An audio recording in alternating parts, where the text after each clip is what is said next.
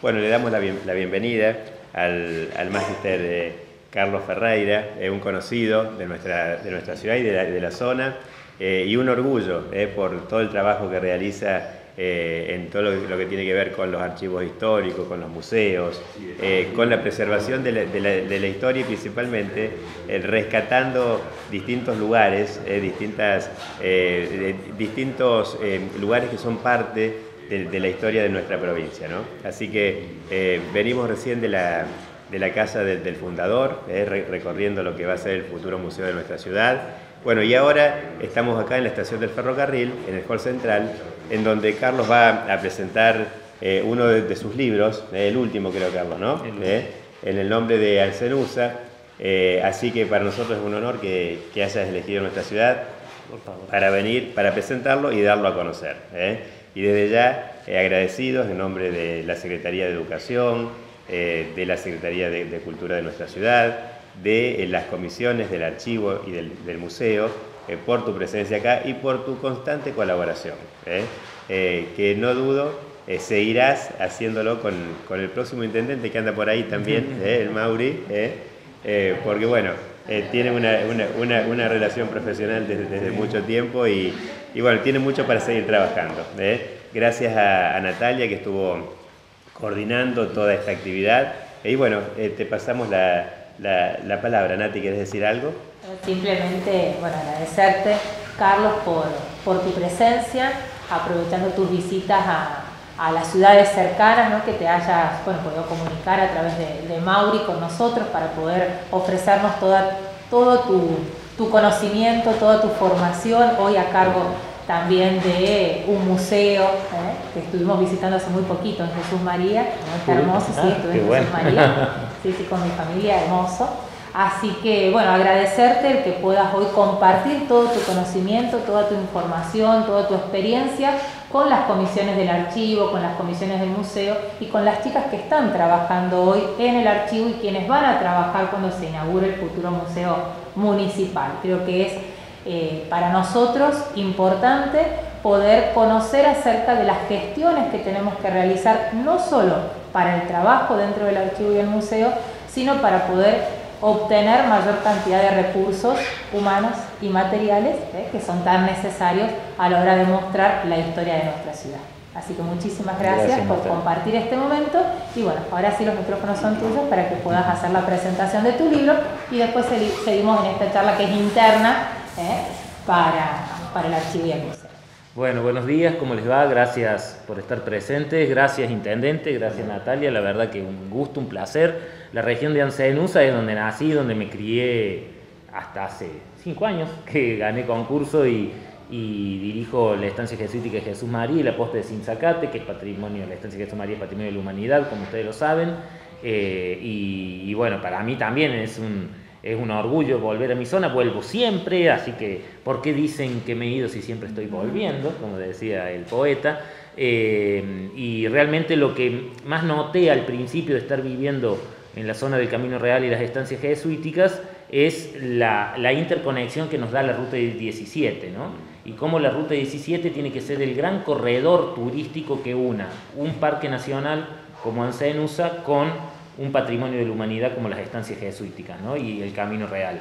Entonces, es realmente extraordinario lo que allí se puede hacer y le digo al futuro legislador que allí voy a estar molestando en la legislatura para que esta Ruta 17 y a los intendentes tampoco que se hagan los desentendidos, porque es lo que es la vida, ¿no? Porque ahora los intendentes de la zona son de mi generación, son de ya antes, ya unos añitos antes, ya nos tocó gobernar a nosotros, a los de 40 y pico, y salimos juntos, fuimos a boliche juntos, jugamos al fútbol juntos, o sea, uno se siente apañado por la generación y por la región, ¿no? Y esa Ruta 17, que es la unión entre el Parque Nacional Ancenusa y las estancias jesuíticas, tiene que convertirse en un corredor turístico con el concepto de corredor turístico, que es brindar servicios a lo largo de todo el corredor y brindar opciones de alojamiento, de visita, de museos, de lugares para conocer a todo lo largo del corredor para hacer más atractiva el tránsito de los futuros turistas entre ambos lugares. Al ser nosotros Patrimonio de la Humanidad es muy gracioso porque tenemos un montón de visitantes de Misiones, Corrientes, Santa Fe, que usan la Ruta 17 para ir a Jesús María. Entonces esos turistas hay que ir como frenándolos, son muchos turistas internacionales que van al otro Patrimonio de la Humanidad que tiene Argentina en Misiones y en Corrientes, que son las misiones jesuíticas y las cataratas, y usan la Ruta 17, ¿no? Entonces creo que hay un potencial enorme para transformarlo en un corredor turístico. Y justamente una de las formas de consolidar un lugar es la investigación histórica en este caso, donde en este libro que se llama En el nombre de Ancenusa, que lo hicimos junto con Mariana Zapata, fue directora muchos años del Museo Fotográfico de Miramar, y con Ana Villarroya, quien todos conocen, de Chipión, muy vinculada a la cuestión ambiental. Hicimos este libro que busca, desde el punto de vista estrictamente documental, esto no es opinión, yo le contaba hoy al intendente, esto no es un ensayo, esto es investigación histórica pura y dura, que están todos los documentos que cuentan, lo que ya voy a pasar a contarles, sobre el porqué del nombre de Ancenusa. Nosotros ahora viven ustedes en una región, yo digo vivimos porque sigo teniendo mi casa en La Para, así que sigo vinculado. Vivimos en una región que va a tener un desarrollo extraordinario desde el momento en que se lo designa Parque Nacional, porque el concepto de Parque Nacional es un concepto prestigiado y prestigioso. ¿Por qué? Fíjense ustedes que es más importante la declaración de sitios Ramsar que Parque Nacional a nivel internacional. Pero Parque Nacional Argentino, al ser el segundo país de América, después de Estados Unidos, en implementar el sistema de parques nacionales hace ya casi 150 años,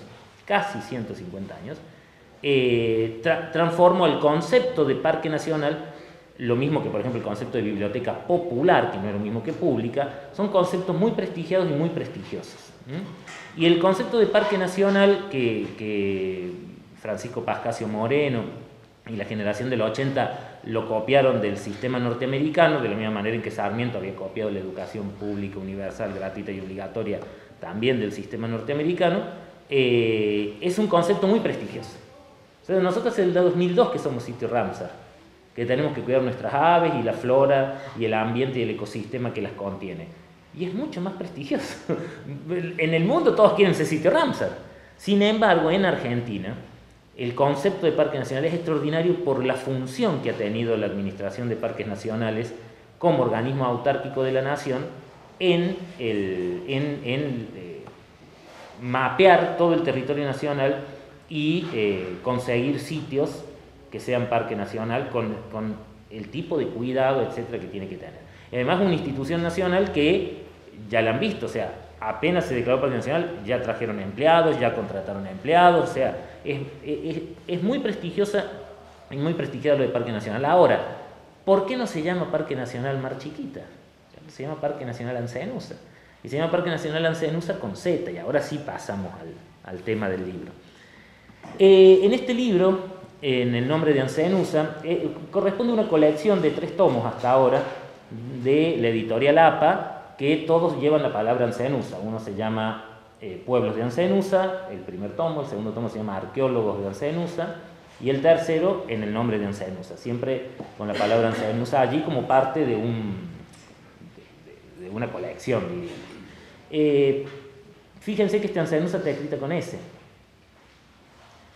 En la primera edición, porque el libro se agotó, en la primera edición estaba escrita con Z.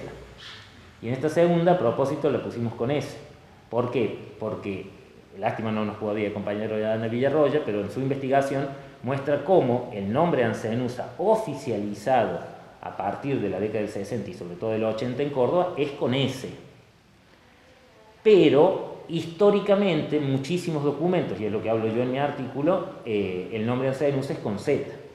Aparece con Z, muy castizo, muy castellano, ¿no? Y todo viene también a incorporar la Z a partir del artículo de Mariana Zapata sobre cuando se le incorporó a Miramar el nombre Miramar de Ancenusa, que prestigió y visibilizó mucho más a la localidad y también a la región de Mar Chiquita Ancenusa. Entonces, en este libro lo que nosotros contamos es un poco la historia desde antes de la fundación de Córdoba, el nombre de Ancenusa, ya Diego de Rojas, 40, 30 años antes de la fundación de Córdoba, ya habla, no él, porque a él lo matan, pero los que sobreviven hablan de que llegan a la zona de Ancenusa.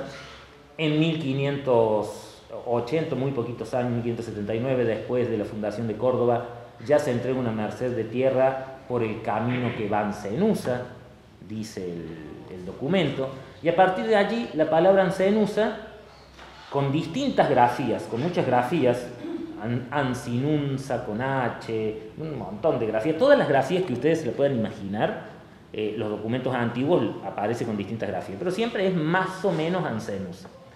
Y aparece, reitero, desde antes de la fundación de Córdoba, apenas fundada Córdoba, y sigue llamándose Ancenusa hasta que en 1701 aparece el primer documento que habla de el puesto de la Mar Chiquita, a donde se consumen las aguas del río de Córdoba, así dice el documento. 1701. A partir de 1701 es como que empieza la competencia entre Mar Chiquita y Ancenusa. ¿Por qué? Porque Ancenusa termina siendo el nombre de una gran estancia ubicada en el sudoeste de la laguna Mar Chiquita, lindera con otra gran estancia que se llamaba Puesto del Medio, y otra gran estancia que se llamaba Toscas y Plujunta. Son las tres grandes estancias de la zona hasta donde había llegado la ocupación española en 1750. Eran 1750, 1800, eran esas tres estancias: Puesto del Medio, Ancenusa, Toscas y Plujunta. Después ya estaba el Fuerte del Tío, y el resto era territorio indígena no incorporado al dominio colonial. Y en el siglo XIX, que empieza a ocuparse, se crean más fuertes, etc., y comienza a ocuparse un poco más la zona, la palabra Ancenusa empieza a aparecer muy seguido, como límite, como lugar, pero siempre refiriéndose a la tierra, De hecho, las primeras veces que aparece en el siglo XIX la laguna de Ancenusa, no es laguna Ancenusa, es la laguna de Ancenusa, o sea, de la estancia Ancenusa. O sea, ahí es clarísimo también el uso del nombre Ancenusa. Y ese nombre, Ancenusa, se va a perder bastante en el siglo XX, se pierde bastante.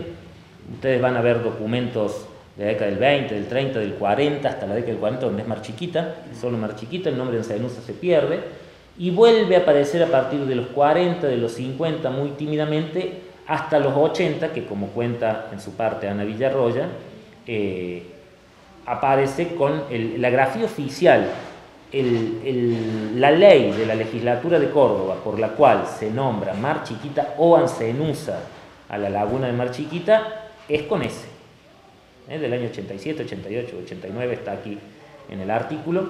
Y bueno, diríamos, ahí alguien podría decir, bueno, pero entonces lo estuvimos escribiendo mal. No, porque hubo tantas variables en el nombre que en realidad no lo estuvimos escribiendo mal. Ahora, oficialmente es con S. Y ese oficialmente no es por capricho de los legisladores de aquel entonces, sino que lo que demuestra Ana Villarroya en su artículo es la S larga, ya es una cuestión muy técnica, la tienen que leer, la S larga, que es una S de pronunciación fuerte que tenía el español antiguo, que era entre la S y la Z, ¿no? Una S larga, parecida a la figura del violín, que tiene el violín en la tapa, así.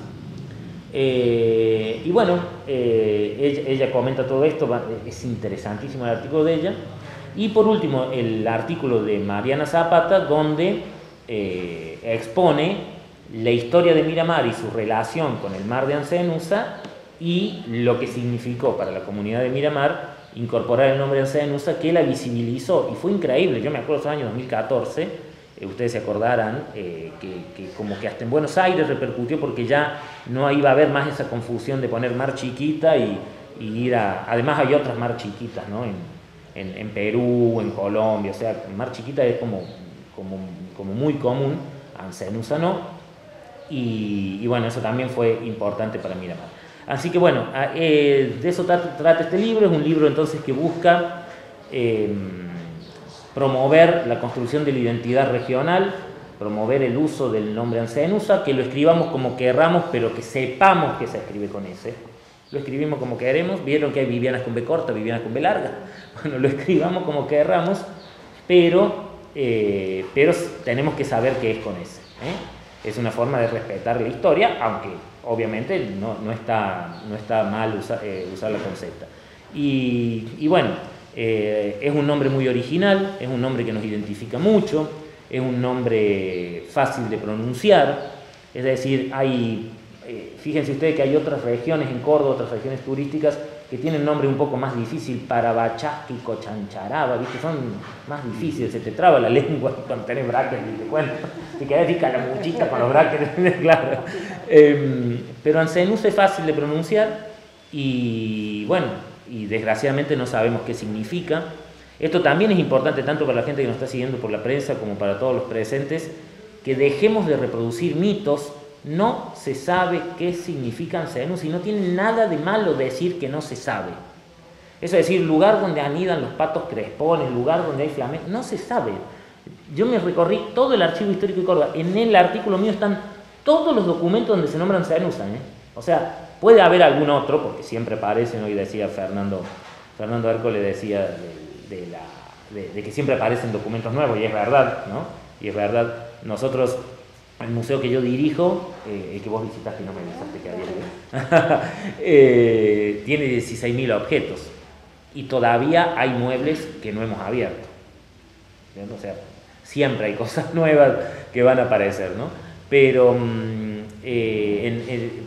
lo que está visible en el Archivo Histórico de Córdoba está todo en este libro. Entonces, no sabemos qué significa Ancenusa, no nos tenemos que preocupar, es un nombre hermoso. Puede ser deformación de otros nombres, no necesariamente puede ser indígena, con varios lexicógrafos y filólogos estuvimos viendo que se parece más al mozárabe que a cualquier lengua indígena de los nombres que hay en la zona. Así que hay que recordar que los españoles que vinieron a conquistar Sudamérica eran andaluces, y en Andalucía se hablaba el mozárabe, no se hablaba solamente el castellano, y que por allí hay que ver qué escuchaban el escribano y cómo notaba. Ahora, la palabra es muy antigua, es anterior a la fundación de Córdoba, eso es clave, tiene que ver con la expedición de Diego de Rojas. Diego Rojas es asesinado aquí al norte de La Laguna, según el expediente judicial que está publicado y se lo puede consultar, y ahí ya se nombra los bañados de Ancenusa. Y bueno, y es el motivo por el cual también siempre hubo la disputa de límites entre Córdoba y Santiago del Estero, porque la expedición salió de Santiago del Estero y llegó hasta la Laguna Mar Chiquita. Entonces ahí anduvo siempre esa disputa que no tiene ningún sentido hoy, pero que en su momento fue importante. Así que bueno, aquí está el libro para el que lo desee, después lo vendemos, por supuesto, y bueno, es un aporte más a la historia y a la identidad de la zona. Así que si hay alguna pregunta... Sí. Ancenusa, Carlos, era por la estancia entonces. Era por la estancia, no por la laguna. Eso también es el otro dato clave, ¿no? ¿Y el origen de la familia de esa estancia? Esa era la española que vos mencionaste. Sí, era la familia, eran terratenientes absentistas, Arce y Bustillo de Córdoba. De hecho, en uno de los juicios, una de las señoras dueñas de la estancia Ancenusa dice que el inspector vaya y se entreviste con el capataz Baltasar. Era negro, lógico, era afro, por supuesto. Si se llamaba Baltasar, era afro. Los españoles le ponían Baltasar a todos sus esclavos africanos. Y es de 1799, por ejemplo, ese. Carlos, con respecto al nombre, Ancenusa Miramar, yo estaba allá cuando de la Sota lo dijo en un acto en Miramar, que despertó muchas idas y vueltas. Históricamente, aparte de que fue bueno comercialmente, sirvió, eso no lo dijiste, históricamente, vos la parte histórica, ¿qué decís? ¿Está bien? ¿Está mal haberle puesto eso? ¿Cómo la pensás vos históricamente? La toponimia tiende a migrar. Una toponimia exitosa migra. Por eso los jujeños se reconocen como parte del Río de la Plata. O sea, el virreinato del Río de la Plata llegaba hasta Potosí, donde no hay Río de la Plata. Es decir, los nombres exitosos migran. Y eso es un buen ejemplo te estoy dando el ejemplo del Río de la Plata, donde vos tenés a Mendoza, que perteneció al virreinato del Río de la Plata y no tiene Río de la Plata, y en el caso de Ancenusa también es un nombre exitoso que de la estancia se trasladó a la laguna y se extendió a toda la zona habitada, porque además eso ya sería para un hermoso trabajo para hacerlo sobre el siglo XX. Es interesante ver cómo desaparece y vuelve a aparecer el nombre Ancenusa, porque en la década del 20, cuando se hacen los grandes hoteles de Pablo Guglieri, Claro, no aparecía más. no, Parte de Historia Social no está. no, era todo mar chiquita, era todo mar chiquita. Vuelve a aparecer tímidamente en los 40, ¿por qué? Ya escuchen este dato interesantísimo. En los 40 se ponen de moda una investigación, una corriente antropológica nacionalista, media vinculada al fascismo, muy racializada, una investigación antropológica muy racializada, que era lo típico de la época, ¿viste? El color de piel. Nosotros tenemos documentos de un investigador que pedía un espectrómetro para analizar el color de piel de todos los cordobeses y sacar de qué raza pertenecían, o sea, esa cosa, ¿no? Porque, bueno, era desgraciadamente el paradigma científico de ese entonces. Y en esa recuperación de todo lo tradicional, antiguo, colonial, etcétera, que ya venía de la época del americanismo, esas corrientes antropológicas racializadas empiezan a recuperar los nombres antiguos en la década del 40. Luego vuelve a perderse y vuelve a aparecer en los 60, ya con otro paradigma científico. Ya tenía que ver con recuperar las lenguas indígenas, ya un poco más de indigenismo, ¿no? Y bueno, ya en los 80 se produce el gran aporte que fue el paso hacia el sistema educativo de investigaciones y conceptos que venían estudiándose por los historiadores de Córdoba en el siglo XX y que en la década del 80 se incorporaron con la famosa Dirección Provincial de Innovación Educativa que la creó el gobierno de Angelos, etcétera, que todavía sigue existiendo, que era de incorporar los nuevos contenidos. Bueno, y entre esos nuevos contenidos estaba lo de renombrar los hitos geográficos de Córdoba con sus nombres originarios. Desgraciadamente, lo que allí no se supo es que también algunos de esos nombres originarios no eran los originales, entre comillas, y que no existe el concepto de original, ¿cierto? Nosotros hoy se debate, pero diríamos que en el momento sirvió para reforzar la identidad cordobesa, ponerle Ancenusa, Suquía, Sana, Escalamuchita, sirvió muchísimo, o sea que el fin objetivo estaba perfectamente justificado. Hoy sabemos que Suquía parece una palabra árabe también. ¿Cómo se dice acequia en árabe? Al-Suquía. Acequia en árabe se dice Al-Suquía. ¿Y cómo era el río primero para los españoles que venían de ver ríos grandes? Era una acequia, porque era chiquito, eso no tenía agua. En Calamuchita hay un pueblo en Aragón que se llama Calamocha.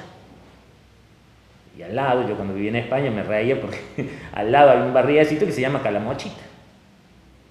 Es un barrio de Calamocha en Aragón. Entonces, está todo por reverse. El nombre Popopis nadie sabe de dónde lo sacaron. Nunca se supo quién lo inventó. En Córdoba se inventó mucho para prestigiar. Córdoba necesitó, y acá voy a hacer una disquisición historiográfica, pero es importante porque estamos entre gente que le gusta la historia. Córdoba necesitó, a principios del siglo XX, reforzar su identidad colonial como forma de contrarrestar los grandes movimientos sociales, políticos y culturales que había en Rosario y en Buenos Aires. Entonces, Buenos Aires reforzaba su identidad decimonónica con la Revolución de Mayo y todo eso.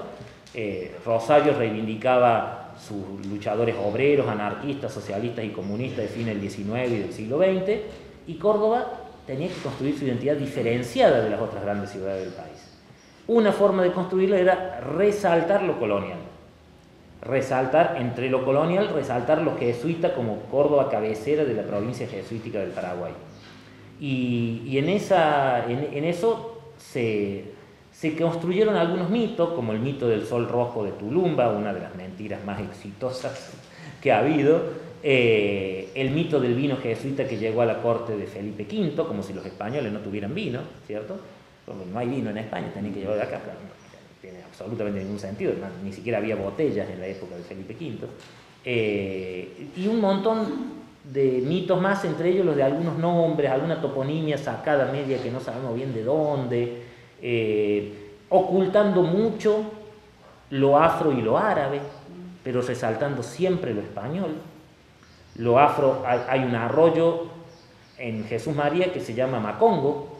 A ver, eso no es español, se llama Macongo. O sea, ¿qué querés? ¿Qué más querés? Hay un paraje al este de Jesús María, 15 kilómetros de Jesús María, que se llama Cabinda, la segunda ciudad de Angola, y otro paraje que se llama Ninte, la segunda ciudad de Kenia. Entonces, pero había que resaltar, ¿por qué? Porque el americanismo, como corriente historiográfica, buscaba resaltar la unión que, y ya que estamos en la tierra de Belisario Roldán, la unión que Belisario Roldán, que Ricardo Rojas, que varios escritores del principio del siglo XX, Gálvez, hablaron de la Eurindia, rescatar lo europeo y lo indígena, solamente, ni lo árabe ni lo africano, ¿no? Lo europeo y lo indígena. Entonces, muchos nombres que creemos que son nombres indígenas son africanos, bueno, o árabes, porque los andaluces hablaban árabe. Entonces, creo que es muy interesante este tipo de estudios porque nos puede ir reforzando. La toponimia, si tiene algo de particular, es que la toponimia le da datos al viajero. O sea, vos como viajero de aquel entonces ibas a la Laguna Salada, ibas a Laguna Honda, ibas al Pozo de Molle, ibas a el Pozo de Anita Pozo en la Puerta, ibas a la Puerta, que había una puerta en la Puerta. No, es que el Chaco austral comienza a empobrecerse en la Ruta 17. El Chaco, el gran Chaco americano, comienza a empobrecerse y a ralearse los árboles a partir de la Ruta 17 hacia el sur. Entonces ya el monte no era lo mismo. Entonces en la Puerta era una puerta de entrada al monte espeso, pero no era que había una puerta, sino que ahí el monte se ponía más espeso. Entonces la toponimia sirve de mucho porque te va dando, yo siempre cuento la anécdota, la gente de Pozo del Molle que se quejaban porque se inundaban, y si se llama pozo, ¿qué quieres? Claro, si se llama pozo, y después tenés La Amarga, Agua Hedionda, un montón de nombres, Toro Pugio, ojo, ahí hay agua, porque es Pugio, hay agua, pero guarda que hay un toro, que es el dueño de esa aguada. O sea, te va dando datos al viajero, porque por eso esta toponimia hay que estudiarla, para saber que en esos nombres antiguos, Isleta Redonda, son nombres que hay por acá también, Lomita de los Indios, hay un montón de nombres que, previos a la llegada del ferrocarril, previo a la llegada de los inmigrantes, que al viajero que viajaba por esos caminos de aquel entonces, esperen que voy a apagar esto, le iba dando datos del camino. Fortín Las Víboras, si se llama Las Víboras, que tiene que tener cuidado algo. Garabato, el tío, Toscas, es decir, te va dando datos del camino, ¿no? Por eso la toponimia es importante estudiarla, porque nos puede ayudar a entender cómo era el paisaje hace siglos y cómo se ha transformado ese paisaje a lo largo de las décadas, ¿no?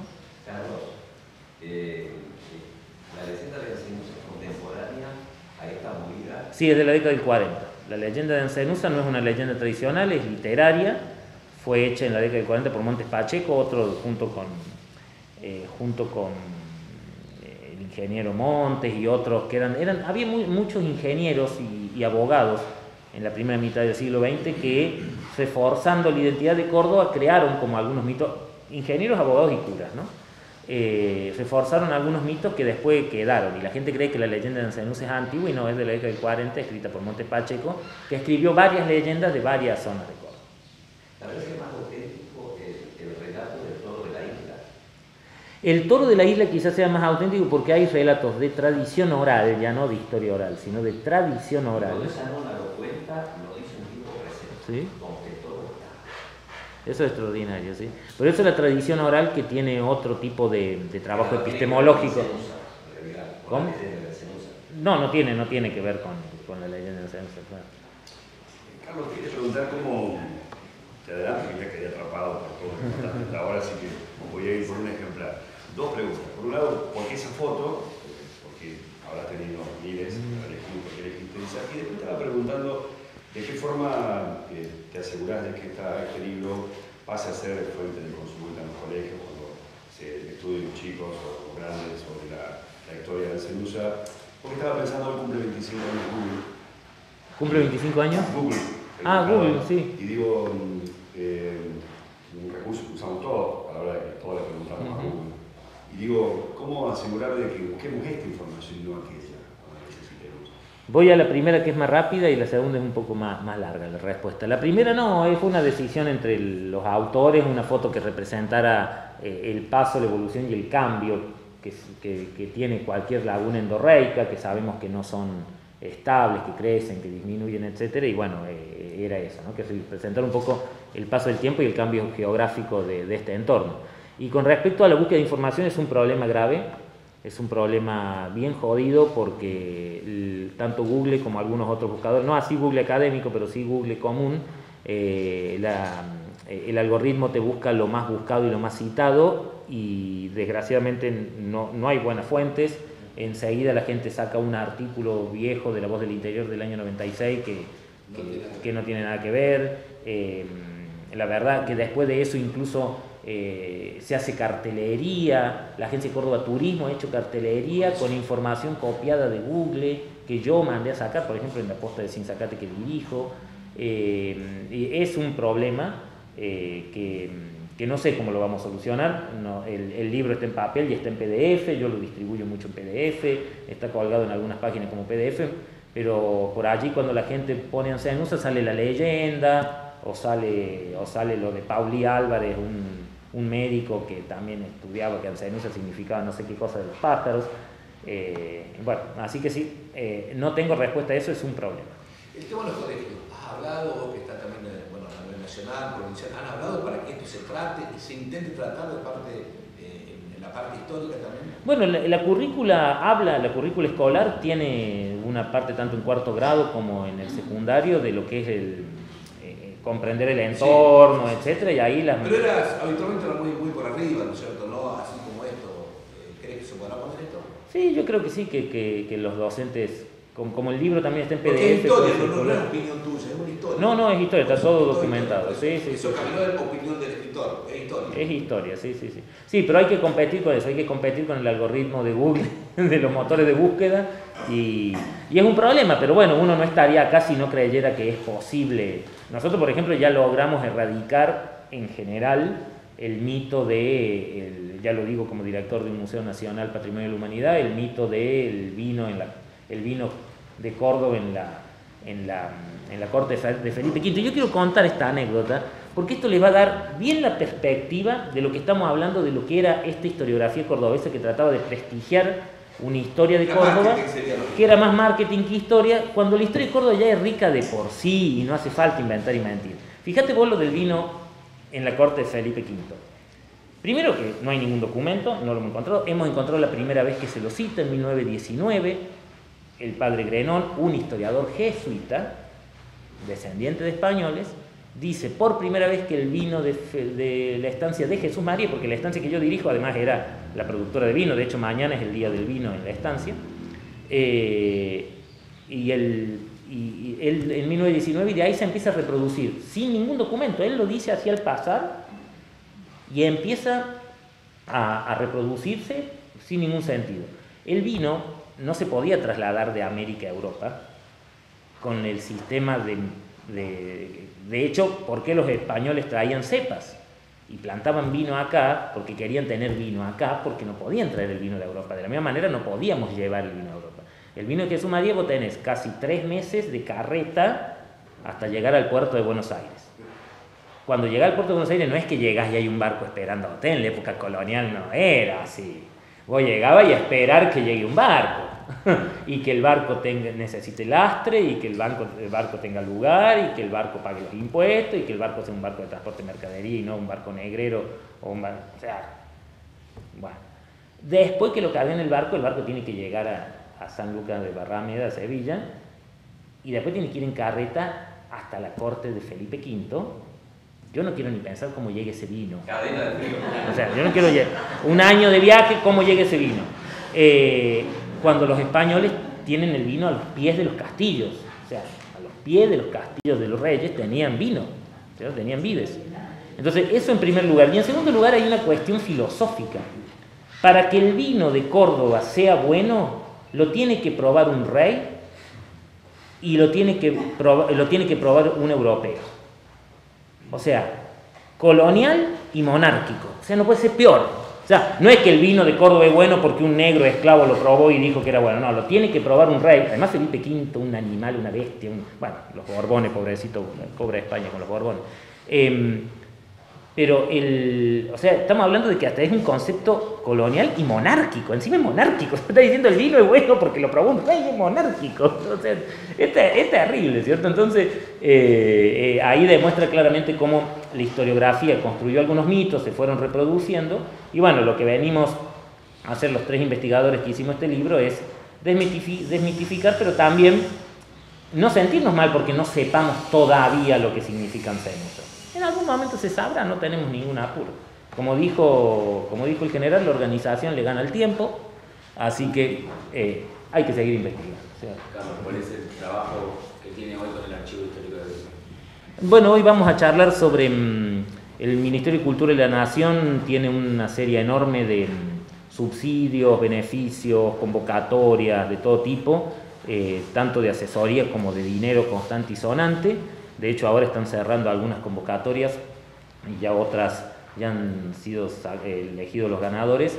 Y básicamente enseñarles a manejar la plataforma del Ministerio de Cultura, que esperemos que el Ministerio de Cultura siga con el próximo gobierno, sea quien sea, y que siga habiendo un Ministerio de Cultura como el actual, que tiene numerosísimas líneas de acción federal, de trabajo federal, y todo con plataforma y todo sin designación política, porque es todo electrónico. Vos llenas el formulario, ya les voy a enseñar, eso vamos a trabajar con los chicos, y una vez que llenas el formulario para esa competencia, es esperar que hayas cumplido con los requisitos y entrar al sorteo. Y realmente quiero dar unos ejemplos.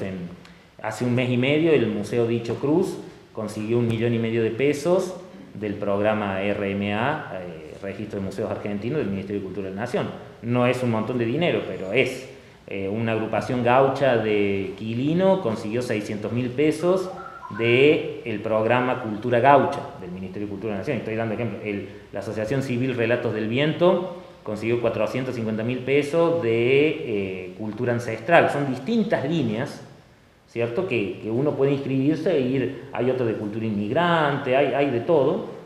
Y el pueblo de San Martín, Catamarca, que tiene 400 habitantes en el medio del desierto catamarqueño, consiguió en lo que va del año, ganó 2 subsidios, uno para bibliotecas y otro para industrias culturales, para la comunidad, ¿no? O sea que sabiendo manejar la plataforma, vos tenés hoy y hasta el 10 de diciembre, pero esperemos que después siga, un Ministerio de Cultura que además representa centavos, a diferencia de lo que dijo el coterráneo nuestro de Fantino, o Fantini, ¿cómo es?